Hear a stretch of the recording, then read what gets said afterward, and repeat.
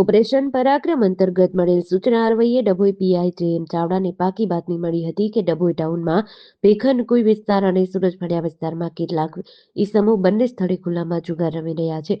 જેના આધારે પોલીસે રેડ કરી સ્થળ ભીખનકુઈ વિસ્તારના ગોરજીવાડમાંથી 7 ઈસમો મોહમ્મદ અજુદી બોડીવાલા, કાસન શાહ મંગલ શાહ દિવાન, ફારૂક શાહ મકબૂલ શાહ દિવાન, ઉસ્માનભાઈ ગુલામભાઈ મંસૂરી, રફીક શાહ આયુબ શાહ દિવાન, ઝાકિર હુસેન ફકીર, મહમદ મંસૂરી અને નૂર મહમદ ઇસ્માઇલભાઈ મંસૂરી નાઓને જુગાર રમતા ઝડપી પાડ્યા હતા.